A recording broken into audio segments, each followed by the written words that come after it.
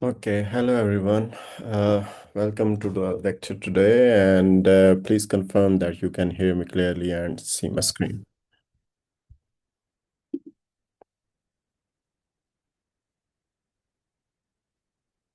Thank you. Thank you.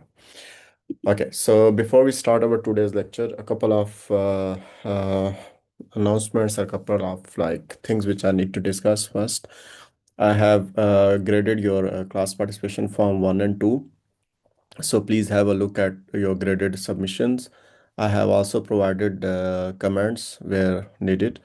So they will be helpful for you when you will be submitting today's participation form. One thing, second, for some students, I have deducted some points, but I have commented that if you want to get the full points on some question, then explain your answers to me. Okay, so please do that so that you can increase your points. That Other than that, I also made an announcement seeking your feedback or suggestions about how to speed up our covering of the course because we are lagging behind. Our speed is like half of what was intended or planned. So if you have any suggestions, please share them with me. Okay.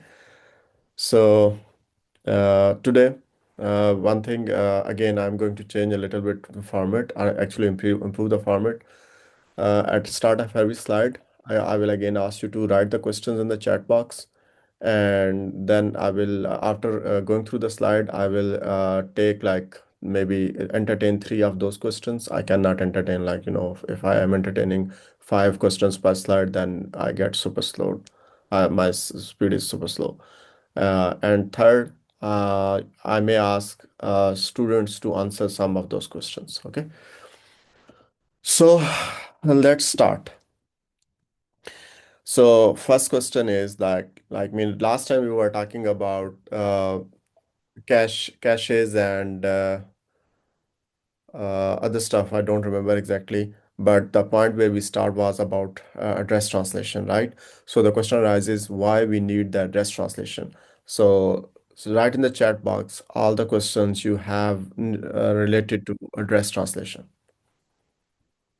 And if you don't have a question, just write no question.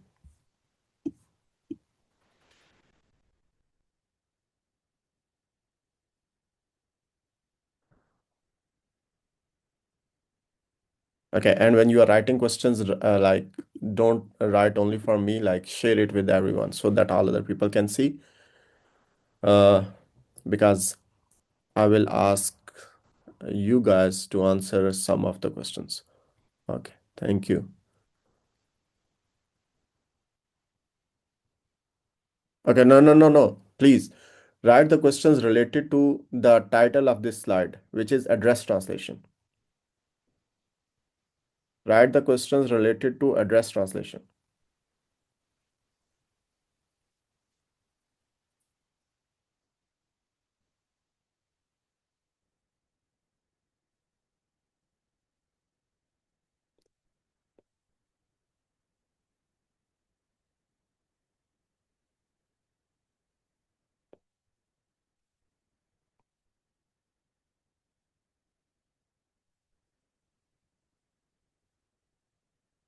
Okay, so please keep in mind, don't run ahead of what I'm discussing. I know, you guys have studied the sections 2.11 to 2.14, but here is the thing. We have not yet discussed the previous sections in the class. So I don't want you to ask questions regarding sections which are not we are covering here in this slide. Okay, please restrict your questions to the topic of the slide.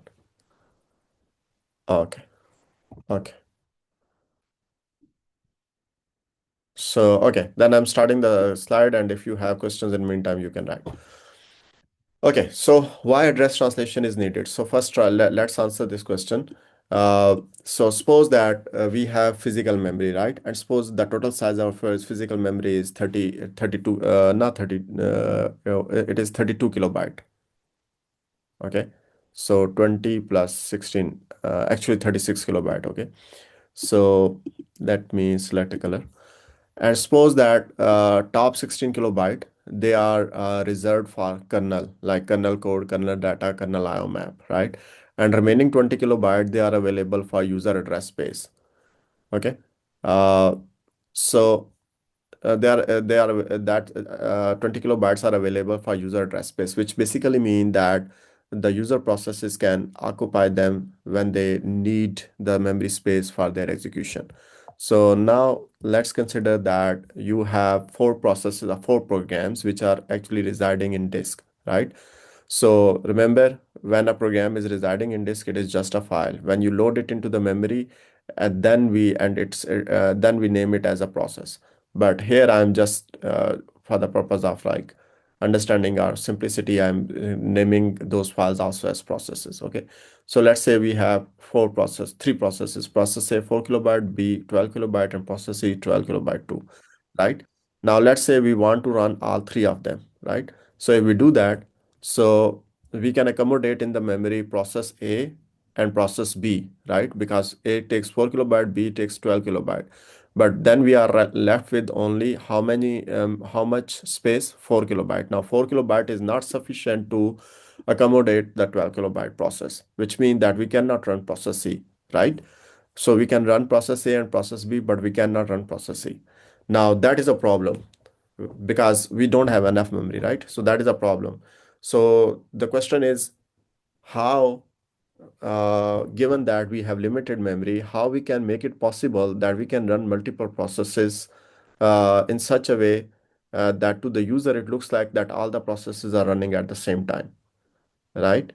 Remember, to run the processes, we need resources. So CPU time and the memory are two main resources, right?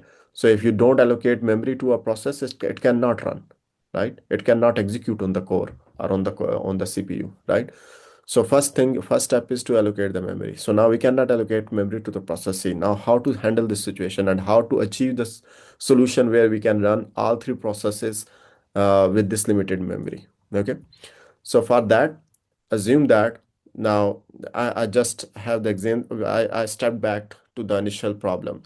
I have all three processes in the disk. I haven't yet loaded them in the memory. On the right side in the figure, I trimmed the part which was about the kernel because we are interested only in the user space memory, right? Which is of size 20 kilobyte. So this is our physical memory, like the memory which is available on memory chip, right? Now, just imagine that what we do is that we have an imaginary memory, which we also name as virtual memory, and we just imagine that we have three copies of the virtual memory of the exactly the same size as the physical memory, right? So this virtual memory is not real. We are just imagining, okay? So we have 20 kilobyte of virtual memory, and then another chunk of exactly 20 kilobyte of the virtual memory. They are just replicas, okay? And the third one too, right? Now we have three copies. We are just imagining that we have three chunks of 20 kilobyte of virtual memory, right? And then in the next step, what we do is that we divide the physical memory into equal size blocks, right? Four blocks, and all of them have equal size. So if we have four blocks and the total memory size is 20 kilobytes, so it means each block has what size? 4 kilobyte, right? No, not 4 kilobyte. Eh, yeah, we should have five blocks. Okay. Yeah, again, I mean, I made a mistake while creating the simulation. But anyway, let's consider that we can accommodate four blocks. Okay. Uh, and to address this, maybe you can simply reduce the total size. You can say, okay, we have 16 kilobyte here, okay, and 16 kilobyte here, and so on. Just to correct it. I mean, I don't want to change it right now because then it will take time. I can change it later. So we have 16 kilobyte of physical memory, and we have a virtual memory of 16 kilobyte, and 16 kilobyte, right? So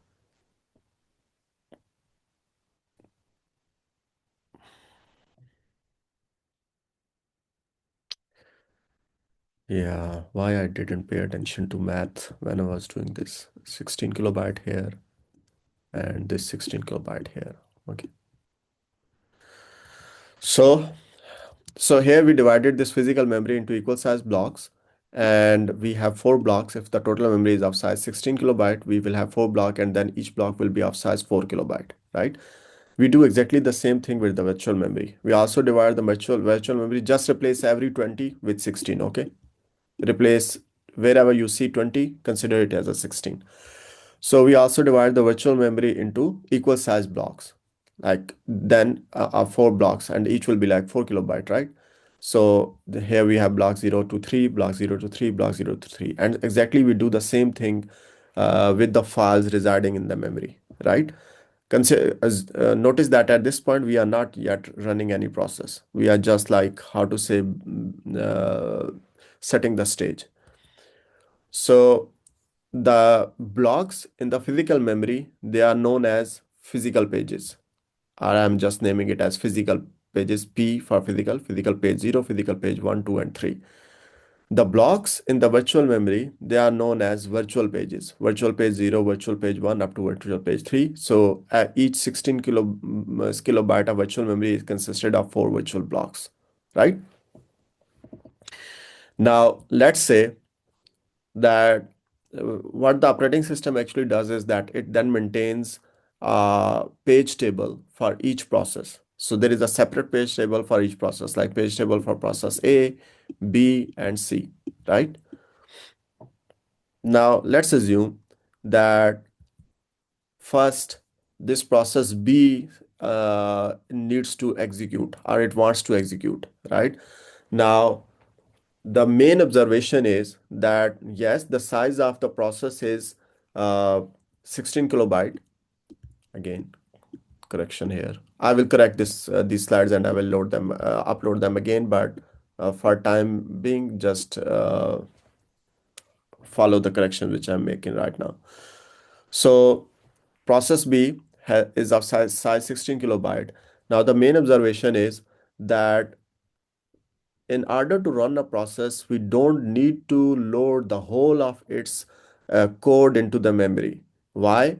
Because let's say if you have 16 kilobyte code of an application, all of that code is not executed at once, right? So some of the code is at any given time, only some instructions are executed, right? While other are not. So now, let me give you an extreme example. Let's say you have an application code of size 1 terabyte, right? So, and let's say if you have a core which is running that application, will it need the whole of 1 terabyte of the code at any given time? No. Why? Because it will only need the code which is currently accessed, the part of the code which is currently accessed, and the other parts, they will not be needed. That other parts will be needed only when it is time to execute them, right? So it doesn't make sense to load the whole 1 terabyte of the code into the memory from disk, right? Now let's get back to our example. Now we have this process B of 16 kilobytes. So why we divided into blocks? Because when we will load it into the memory, we don't want to load the whole 16 kilobyte of the code into the memory. We will actually load only what is needed, right? So let's say now process B starts executing, and the execution starts from the block of the code, from this block of the code, okay? So like let's say the starting or the main function is in block 1, okay? So if main function is in block 1, so it's mean that in the context of the virtual memory, it means that this is page 1, virtual page 1 of the process B, right? So what will operating system do is that it will say, okay, yes, this application is requesting to load its page 1 or block 1. So from where? To load from disk into the memory. Now remember, initially our memory was empty. All the pages are empty. So white mean the pages are empty, right? So when the first instruction is that is to be executed is in the virtual page 1, So the operating system will first needs to load this page from the disk into the memory, and it will look at the empty pages or the empty physical pages are the available pages, right? All of them are available, all of them are free. So then what it will do, it will populate the page table of the process B. How? It will note that which virtual page is placed into which physical page in the physical memory, right? So since the application need to access the first physical page and all the first virtual page and all the physical pages in the memory, in the physical memory, they are free. So what will it to do? It will allocate, or actually it will load the virtual page into the physical page, zero of the physical memory, and it will make an entry in the process table, noting in the virtual page column the number of the virtual page, and in the physical page column the number of the physical page where that virtual page is loaded or mapped. So basically we simply moved this block into the uh, physical page 0, right? And this block actually means the virtual page 1, or it represents the virtual page 1. So we simply made an entry in the in the page table of process B, right? By the way, if it is not clear, you can stop me even when I'm explaining. Okay, don't wait for the completion of the slide or this set of slides. So next, let's say that when process C also wants to execute, and its execution, let's say, starts from its virtual page 2, which basically mean the block 2, right? So what will then operating system do? That it will look into the physical memory and try to find an empty page. So it will find that, okay, physical page 1 is empty. So what it will do, that it will create an entry in the page table of the process C, noting that the virtual page 2 is mapped to the physical page 1 of the physical memory, right? So now two processes are running. So and then both of them are running, process B and process C. Now let's say next our process A wants starts execution, and its execution, it has only single block because it is 4 kilobyte. So it occupies only one page in the virtual memory space or virtual space. So it actually wants to load. So what it wants is that we need to load its code of 4 kilobyte of code into the memory, so into the physical memory. So operating system will look again, is there an empty slot available or empty page available in the physical memory? Yes. So it will make an entry in the process table of process A, page table of process A, noting that the virtual page number 0 of process A is mapped to the physical page physical page 2 in the physical memory. Okay. Now, let's say that after process B is done executing the code, or let's say there is a jump from the code block represented by virtual page 1 to a location in the code block 2, which is represented by virtual page 2, right? So which basically mean that now block 2 need to be loaded into the memory, right? So again, operating system will check, is there an empty slot or empty page, physical page available? Yes.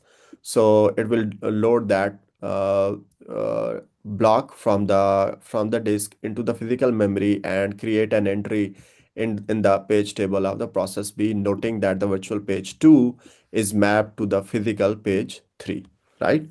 Is everyone with me until this point? If you have questions, please let me know uh, if something is not clear. Okay.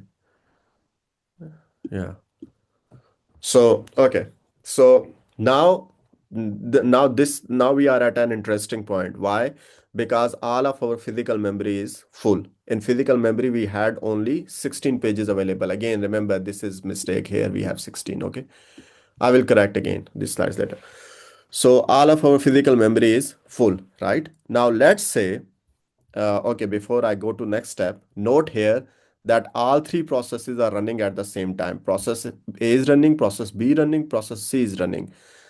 This was not possible without paging. If we have no idea or no concept of paging, and we go back to the situation where we were loading the whole code of a process into the memory, we cannot support all three processes at the same time, right? So this is first advantage of paging. Okay. Okay. Now let's go to and another observation, that same virtual address for two processes maps to different physical addresses. What does it mean?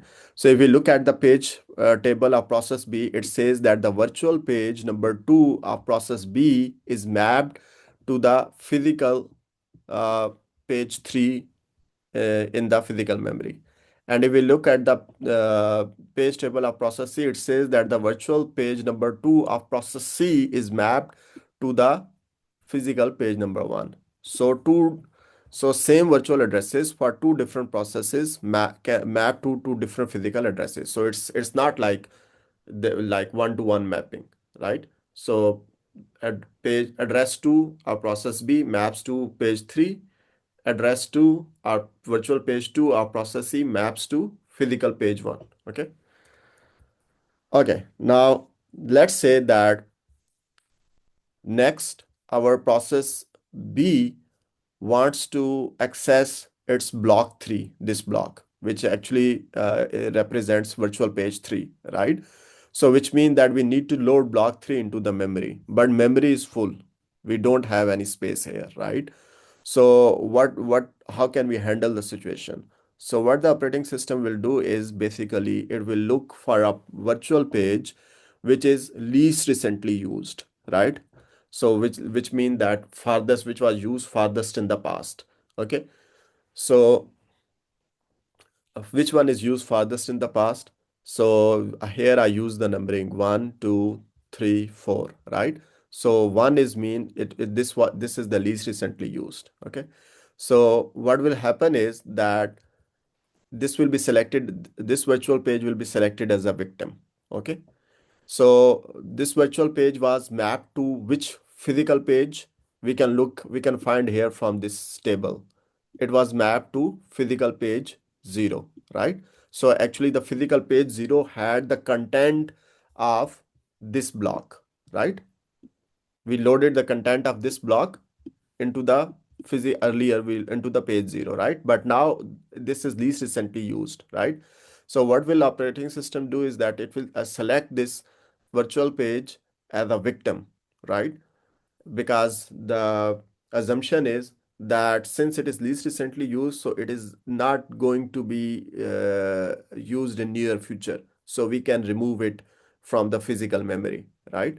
So what will operating system will do that it will move this physical content of this physical page back into the disk. Okay, here.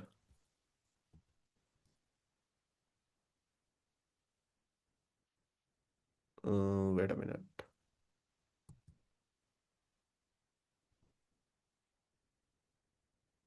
Yeah. Actually, it should go on at this point. Like here, I'm bringing it here, right? But it should go at this point here because of the this mapping, right? Again, I was preparing this, but I didn't double check. So anyway, so what will happen that this block is moved back, right, into the disk, right? And what happens that now we have an empty slot, and this mapping is not valid anymore, right? Because this valid mapping, what is this mapping telling us that virtual page of block 1 of the process B was loaded into the physical page 0, but that is not true anymore because it has been moved back, right? So we need to invalidate this entry of the page table. That's why I indicated it simply by crossing out the text. Okay. Now we have an empty slot. So now what we can do is that the page 3 will be now the virtual page 3, which was representing the block 3, will be loaded into the uh, will be loaded into the physical memory. So many mistakes, so many mistakes. So it will be physical page 3. No, sorry. No, it's not a mistake. Let me Let me just get rid of this annotation, last annotation. So here, what happened that this virtual page 3 or block 3 will be loaded into the physical memory. And we have simply updated the entry here that now the virtual page 5 is mapped to the physical page of page 0 of the physical memory. Okay. Uh, okay. Do page tables have a size constraints or would they also be equal for blocks? Yeah, keep this question. I will let me finish. I will explain. Okay. Uh, okay. So here, so what we did is that what did the operating system do? That it found a victim and then it moved that victim from the physical memory back into the disk. And as a result, a slot was empty, and then that slot was used for the incoming request, which was 5, right? And now that request 5 is served. Okay. So this is basically known as local page eviction. Why we name it as local page eviction? Because both victim page and the incoming page belong to the same process. What was the victim page? The victim page was this one, right? Virtual page 1, which we moved back into the disk. Actually, this figure shows the wrong location, but it should have been here, but that was the victim, right? And the incoming page, which was this virtual page 3, both of them belong to the same process. This is known as local page eviction. Now, let's continue. Okay, before we go ahead, just note this that different virtual addresses of the same process map to the same physical address at the same time. What does it mean? Remember, here the virtual page 1 was mapped to the physical page 0 of process B for process B, right? And here the virtual page 5, actually this number 5, uh, this should be 3 because 5 is the order number, not the virtual page number. Anyway, so 3 is mapped to the same physical page. Okay. Okay, now let's consider the next situation where the virtual page 0 is to be accessed from process B, right? But again, our physical memory is full and we cannot accommodate any more page. So again, operating system will need to select a victim, right? Now let's say that this time operating system selects the victim, but not from the same process B. Okay. And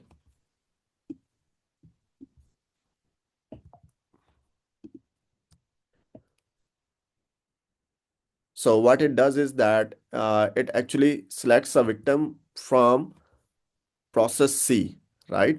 So here what we had that virtual page 2 of process C was mapped into the physical page 1, right?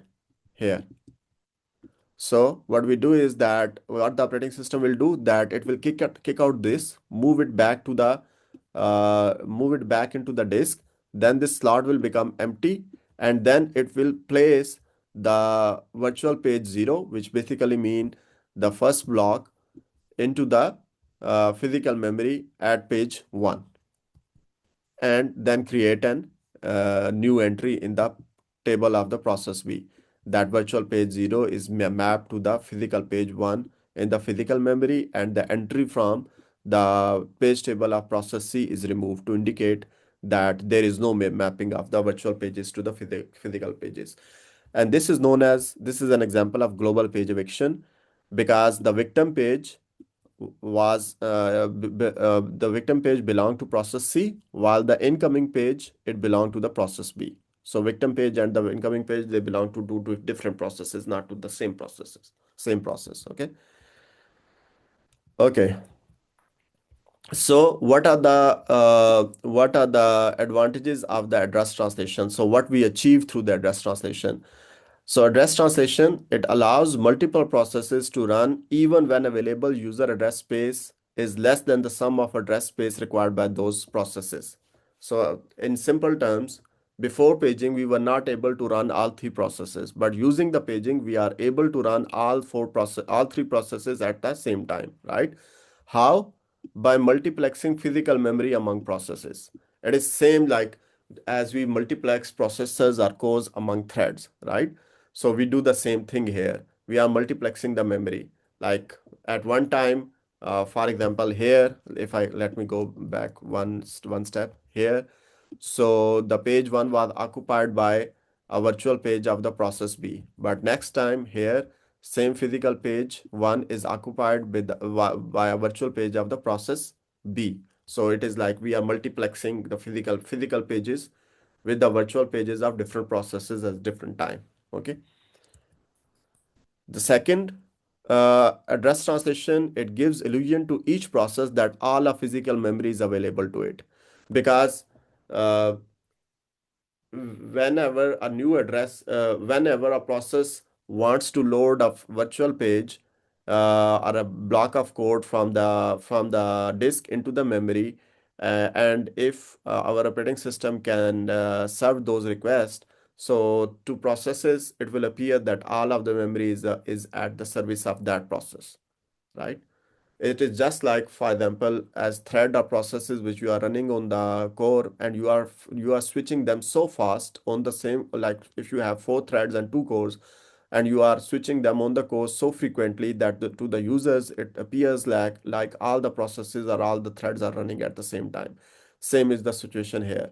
You are switching the memory, or you are multiplexing the memory among the processes so fast that it looks like to the processes that all of the memory is available to them, because whenever they make a request, most of the time their requests are served. There can be situations when their requests are not served. For example, if there is not enough memory, and then they need to wait. But it the situation of the probability of for that situation to arise is much lower as compared to the case where you are not using the paging. And third point, which is very critical in context of security, is that paging isolates the processes by not mapping the same physical page to virtual address space of two different processes at the same time. Okay, so it is not possible like page 2 is mapped in the address space of the process A, and it is also mapped into the address space of process B. This is not possible unless there is explicit memory sharing between two processes. So if two processes agree to do the memory sharing, then it is possible that the same physical page is mapped to the virtual pages of two different processes. But otherwise, it will not be a case, never be a case. And in this case, and using the address translation, operating system achieves the isolation of the processes. Okay. Okay, so now let's go back to the questions. Do page tables have a size constraints, or would they also be four equal blocks? Uh, Anyone who want to answer this question? So, like, let me rephrase his questions. So here I said that I'm assuming that one page is 4 kilobyte, right? So, what if I increase the size of the page from 4 kilobyte to 16 kilobyte? Let's say I'm saying all the pages will be of the same size and the size will be 16 kilobyte. So what will be the implication of that?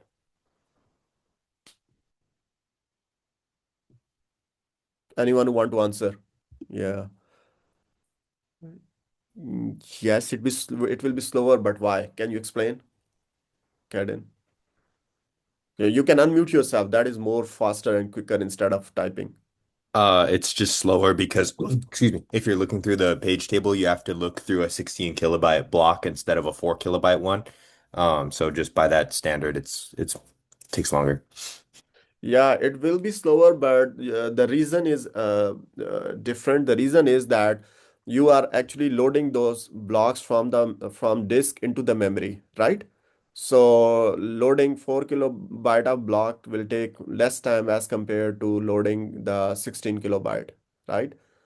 And this is like one reason which constrains the uh, size of the pages, right? And not only that, uh, page table, uh, here. we have like for each page of size 4 kilobyte, we have one entry, right? Now, it means that uh, how many pages will represent the space of 16 kilobyte? Four pages. So it means I will have four entries. If one page is of size 4 kilobyte, so four entries will represent in total 16 kilobyte, right? Now, if I say I'm increasing the size from 4 kilobyte to 16 kilobyte, it's mean that one entry will represent memory space of 16 kilobyte, right? So it's mean I will have less entries in the table, which mean my tables will be smaller, right?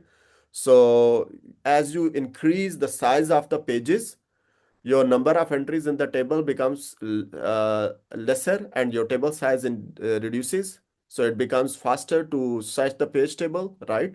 But it becomes slower to load those pages or to evict those pages when there is like when you need to find a victim and evict them, right? On the other side, when you reduce the size of the pages, your page table become bigger. It takes more because page table is definitely, it also need to be stored somewhere. Where is it stored? It is stored in memory, right? It itself is stored in memory. So it will occupy more space, right? And it will take more time to like search the table. However, like loading the blocks and from the memory and evicting them will be faster. Okay, so next question. Is there any rule for the partition in the memory? Uh, you are talking about partition in what sense? Partition between operating system and the user space, or partitioning about among like in what context? Alexis, you can unmute yourself and you can talk. That's faster. Like in the memory table in general. Like here we divide it into four. Is there a reason why? Or like Uh, is it always four? you mean four mean you mean this one here? Yeah. Are you talking about this? What I circled now? Yes. Yeah, no. It was just a toy example, right? So I was assuming that the page size is 4 kilobyte and total memory is 16 kilobyte. So I just when you divide 16 by 4, you will get four blocks, right? So if let's say instead of 16 it was 64, so you will get you can divide it by 4 and then you can get the number of physical pages there. So it will be like you will have 16 physical pages, right? So how many number of blocks or how many number of partitions you will have, it depends on two things. What is the total size of the user space memory and what is the size of your page, right? So simply divide the size of your user space memory with the with the size of the page and you will get that much number of distinct physical pages. Is it clear?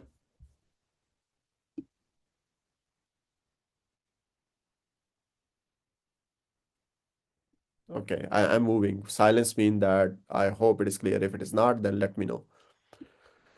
Why do memory blocks usually have a 4 kilobyte size? I answered this because 4 kilobyte is which is like considered optimum to balance between the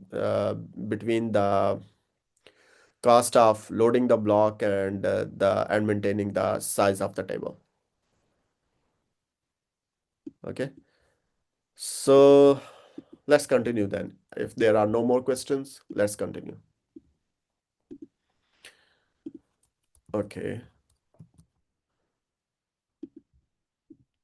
So now this is like a high level picture of what I explained in the previous set of slides, like address translation. So what you have that the addresses which are generated by your software, your application code which is running, those addresses are known as virtual addresses, right? So and the addresses used by your physical memory chip, they are known as the physical addresses. So how to explain it now?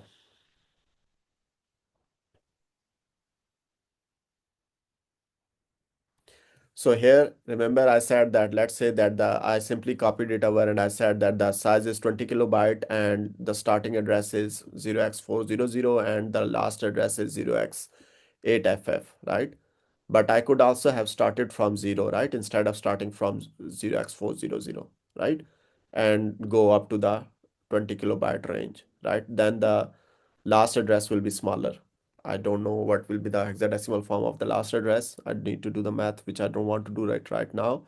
But you can understand, right? If I don't start with 0x400, the end of the first address is 0, then the last address will definitely, it will also move up, right?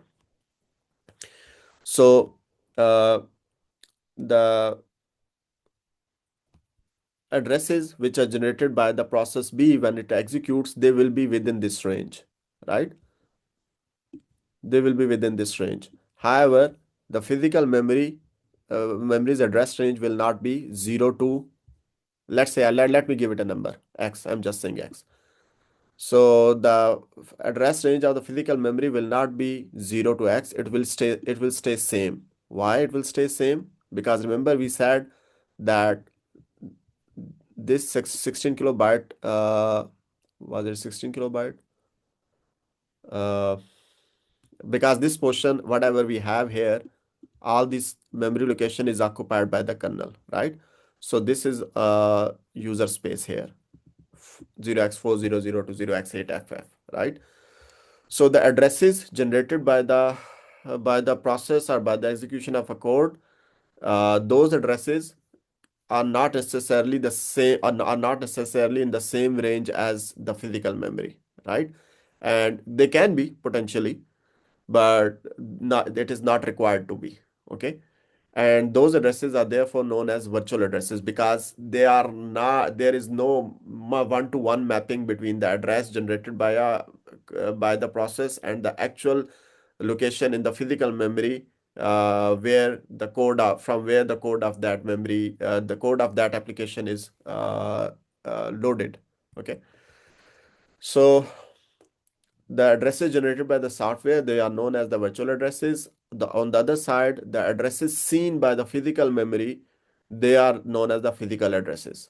And we need a translation. Because it is not, how to say, uh, it is not the case that always these two addresses are same, the address generated by the software and the address in the memory which is seen by the memory, right? So that's why in between we need to do the address translation. And how we do that? By using the page tables which actually map the virtual address into the physical address, right? And this is actually a graphical depiction of the same thing which I stated earlier, that the advantage of paging is that uh, each process thinks that whole of the memory address space, physical address space is available to it, right? So for example, let's say if you process, this is process one's address space and it is currently accessing are only these yellow pages are active and they are mapped at different physical pages in the physical memory, right? And then process two's address space, it's only these blue pages are active and they are mapped to different physical pages in the physical address space or physical memory. And same goes for the process 3, right? Now all of them, since all of them are not actively using whole of their address space, so to all of them it appears that whole of the physical memory is available to them, right? Because the issue is, because the fact is that whatever page, virtual page they want to access or whatever block of code they want to access, it is loadable. There is enough space in the physical memory to accommodate that block of code or the virtual page. Okay, so address translation is used by the operating system to multiplex DRAM or physical memory among multiple application processes. I think this should be clear by now. If not, let me know. Okay. Uh, I will take your questions after completing this slide. Okay, let me complete. Uh, and address translation, it helps to isolate the processes from each other, just like I explained earlier, because it is never the case that the same physical page is mapped into the map to the virtual pages to the virtual pages of two different processes. That is not the case unless there is a explicit memory sharing. And address translation prevents application code from accessing memory mapped devices directly. Why? Because if if IO devices are memory mapped and that address, physical address is not mapped into the virtual page of any process, which operating system will never do, then the application cannot access that page. Okay, let me give you just an example. Suppose uh, this is your physical memory, and at the bottom is a page which holds all the addresses of the IO devices, which is named as IO map in our previous slides, right? Now, let's say we have a page table of a process A, right? And on the right side, it has numbers of the virtual pages, and let's say X. And on the left side and on the right side here, it has the number of the physical pages. So X is mapped to the physical page Y. So it will never be the case that Y points or Y is the address of this page. It will never be the case. Operating system will never map the virtual page of any application to the physical page, which has addresses for the IO devices or the IO mapping. Okay. Because if it is mapped, then it's mean, because if you have an entry for if a process has an entry for Y, it's mean that that process can directly access the IO devices, which operating system does not allow. Okay, let me get rid of these annotations and go back. Okay, so just like operating system multiplexes the DRAM among different processes, in the same way, Hypervisor also uses the address translation to multiplex DRAM among multiple guest operating systems. So it divides the DRAM among operating systems that run concurrently and to virtualize memory mapped devices. So to just like processes think like all of the memory is available to them because of the multiplexing of the DRAM. In the same way, your guest operating systems share the memory, and they think like all of the memory is available to them, which is not the case. Which is like actually not the case, but it is an illusion to them. Okay. Okay, now let me have a look at the questions. What happens if it uses more memory than what is given? Nicholas, can you please unmute yourself and elaborate your question? What do you mean by it? Who uses more memory than what is given? Well, you mean a process? No, yeah, when a process uses more space than it's allocated, Yeah, so more memory, yeah. so actually we have covered that case, right? Let me take you back. Here, for example, this process B wants to load another page, right? Block 3, but okay, block 3 here. So it wants to load another page, but let me select the pointer. So it wants to load this page, but the memory is full, physical memory is full. There is no empty physical page, right? So then what will happen? That a victim will be selected, and that victim will be kicked out from the physical page and moved back to the disk, right? Here, which is known as swapping. And after that, what will happen? That we will have an empty physical page here, which will be then used to load the block 3. So does it just pick one at random, or is there like a specific condition it looks for before it No, evicts something? it is not random. It is actually based on, there are different algorithms to pick a victim, right? And most commonly used is the least recently used algorithm. So which actually looks at which of the virtual pages, which of the physical pages have been least recently used. So for example, here I'm using this numbering to keep track of which one, the order in which the pages were used, like 1 and 2 and then 3 and then 4 and then 5. Now 5 is for 5 we don't have space, so we need to select a victim. So 1 tells us that this one is the least recently used, so this will be selected as a victim, right? So you look at the page table, so it says that virtual page 1 is mapped to the physical page 0, this one, right?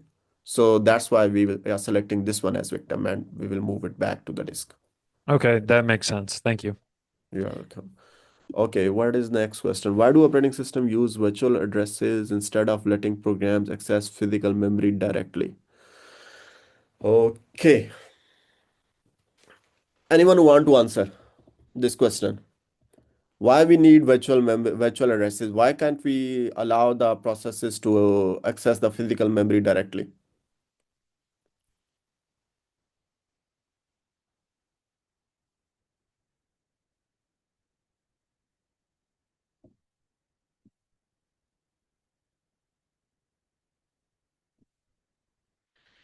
Because I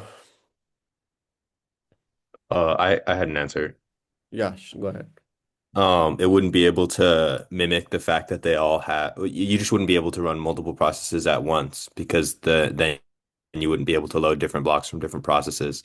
If each program had access to all the physical memory, it would just eat up all the physical memory at once for its single process and then give it away to the next one.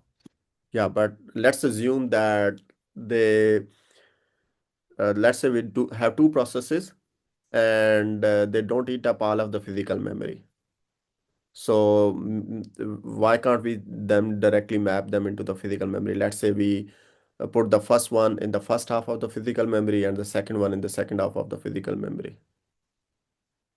I think I have an answer. Yeah, go ahead. Because that memory and physical RAM would be fragmented. So that process allows us to pretend it has a clean, contiguous memory layout, even though it is fragmented in physical RAM and the pages might be scattered. Translation lets it map that into its own virtual layout, but you couldn't, like you had mentioned, because it would be scattered in physical RAM. Yeah, that is one reason. That is one reason why we use the virtual, because if we don't use the mapping, like we don't use the virtual addresses and we directly use the physical addresses, we end up having the fragmentation. So paging actually allows us to use the fragmented memory. Okay, but yeah, there are other reasons where basically let's say we have two processes and both of them want to load the data from the same physical address, right? But it can never be possible, right? So let's say you are writing an assembly language program, right? And you are saying and you have two different processes. In the process one, you are saying load the data from memory address 0 into register R1, and the process B, you are saying load the data from memory address 0 into the register R2, right? Both are trying to access, and we are using physical addresses, right? So then both processes cannot run at the same time. So that's why what we do is that we use the virtual addresses. So the virtual addresses can be like both of them. When if you use the virtual address, then both of them can say yes, load the data from the memory address 0, but that memory address is virtual. So then using the page table, operating system will translate it into the physical, and it will map those virtual addresses, same virtual addresses, to two different physical addresses, and then we can run the program. Actually, we had this example, if you remember here. Yeah, here, see, we have same virtual address, but they point to two different physical pages in the physical memory. So if you were not using the address translation, and these were the addresses generated by the uh, application or by the your program were real addresses or physical addresses, then it means both of them must trying to access the address too, right? Which operating system, which is not possible, right? Because then it's mean we are breaking the inter-process isolation, which mean one as process is messing up with the execution of another process, because in principle one process will not be able to access the memory which is allocated to another process, right? I hope it answers the question. Actually, this is like a big topic in operating system itself, and we cannot do justice to it by trying to cover it in the background section of this course. So, but I try to cover as much as I can uh, in the limited amount. Okay. Okay. Is it possible? Okay, there was another question. Why do people use if virtual memory makes everything looks continuous, how does the CPU know which physical page to actually use when a program loads something? Using page table. Okay. It's because it's primary process. Okay, I think it is kind of answer. Is it possible for a page to be evicted while the CPU is still writing to it? No. When it is still busy, then remember we are using an algorithm least recently used. So if a page is still being written, then it's mean it is not least recently used, right? If it's mean it is actively used, so it is not least recently used, so it will not be selected as a victim. Okay. Now I think enough questions on this topic. Let's continue. Otherwise, our time will be over and we will be still on the paging. Yeah, our time is over anyway. Only 10 minutes left. Okay. Yeah, let me at least cover this slide at least.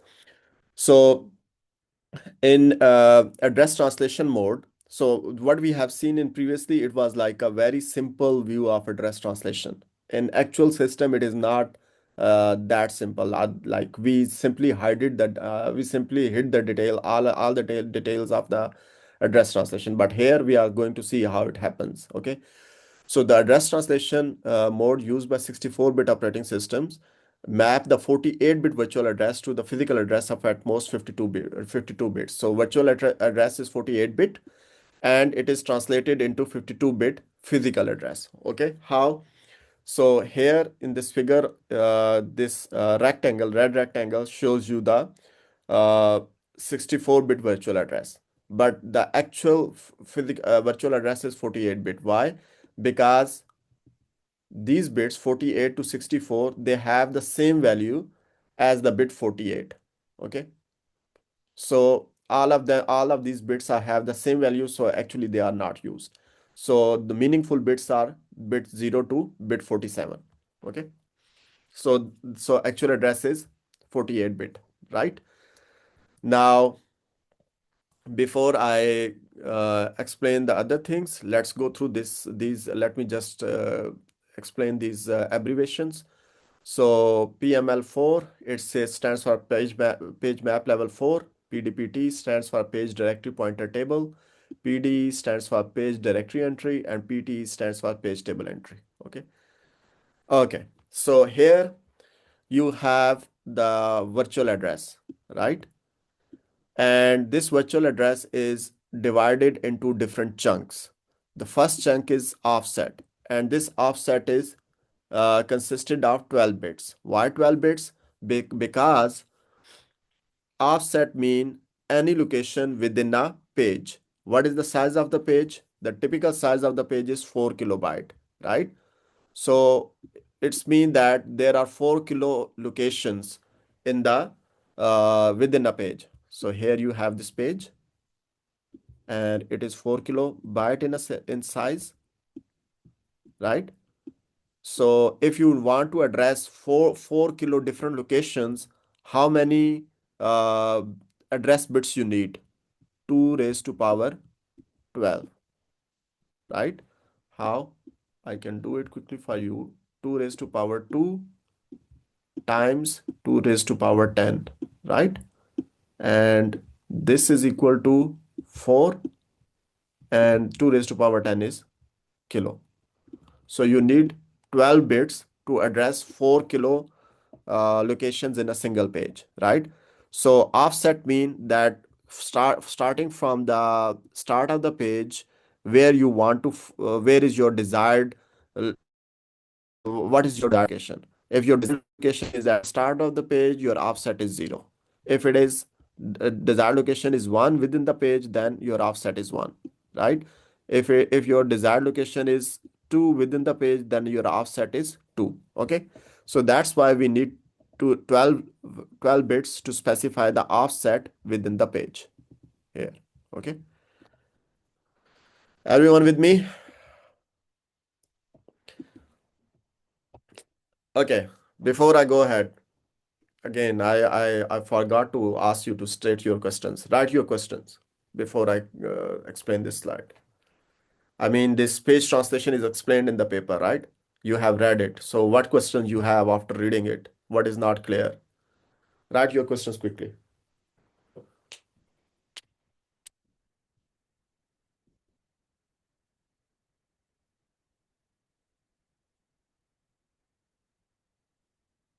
If you have no questions, write no question. So the virtual is higher because it can store.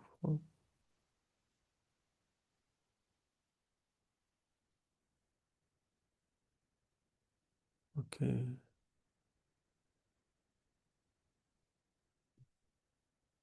Okay.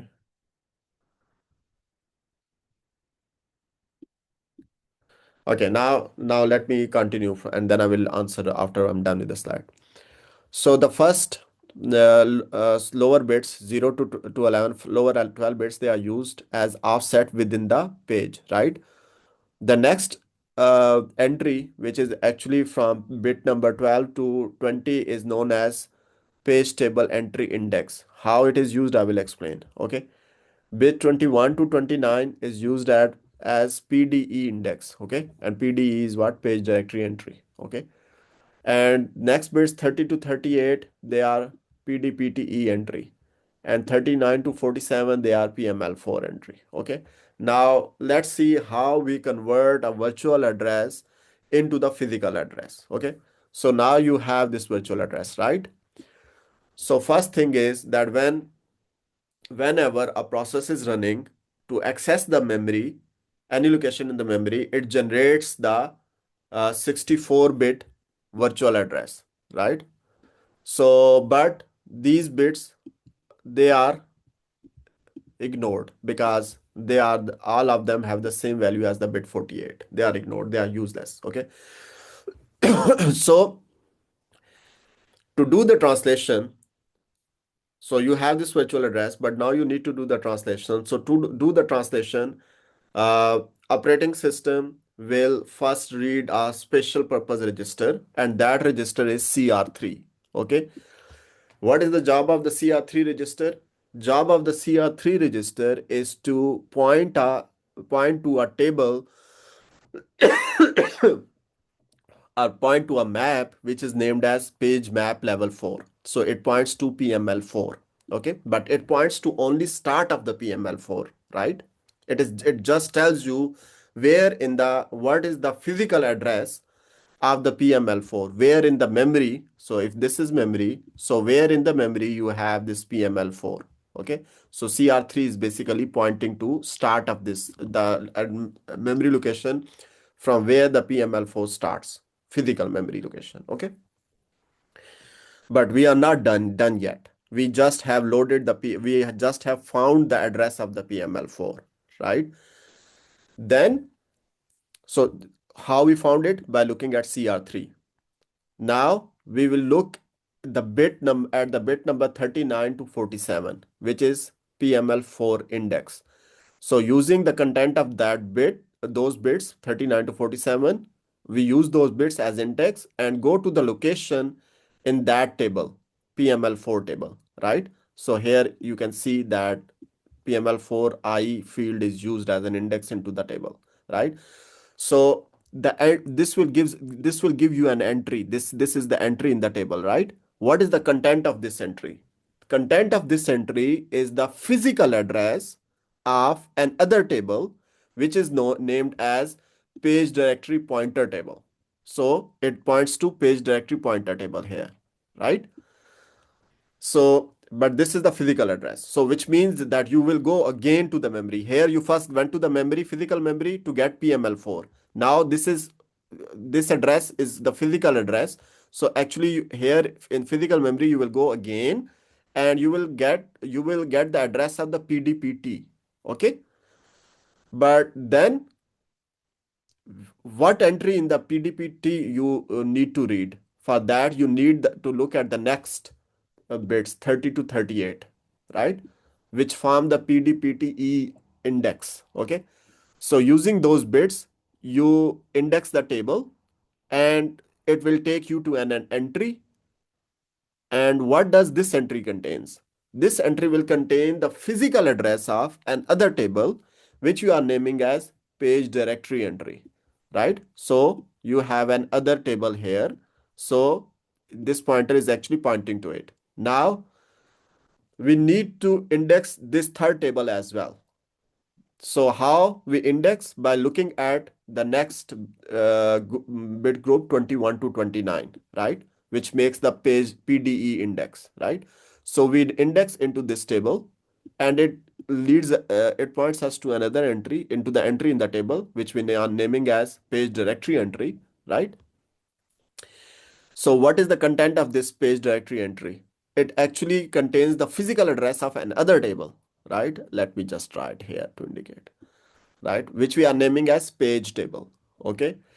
And then we need to look into the page table.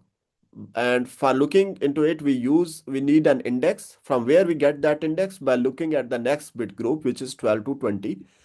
So, which makes actually the page table entry index, right? And based on this, we will find an entry. What will be the content of this entry? It will be the physical page number. It will be the physical page inside which we have our data available, right? So this is now the physical page, and this physical page is now 4 kilobyte, right? Now what byte will be accessed? It will now depend upon this offset. If offset is 0, the first byte in this 4 kilobyte physical page will be accessed. If offset is 1, the next byte, second byte will be accessed. If offset is 2, the third byte will be accessed, and so on. Okay. Let me complete, then I will take your questions. So then this will actually gives you the physical page number, right? So then with the physical page number, you combine your offset and it will give you the physical address. It will give you the 52-bit physical address, right? So actually, so physical page number mean that it will be a 40-bit value because 12 bits are coming from the offset, and physical page number will be basically an address where starting address of this 4K page, and you will add 12 bits to it to make a 52-bit address, physical address. Okay, so this is how your virtual address is converted or translated into the physical address. So here you can see that you make how many accesses, physical accesses? 4. Physical access 1, physical access 2, physical access 3, physical access 4 to convert a single virtual address into the physical address. Because each time you are going down to the physical memory, reading a table, and then based on the content of the entry of that table, you go to another table, then to another table, then to another table, until you finally reach to the physical page. Okay.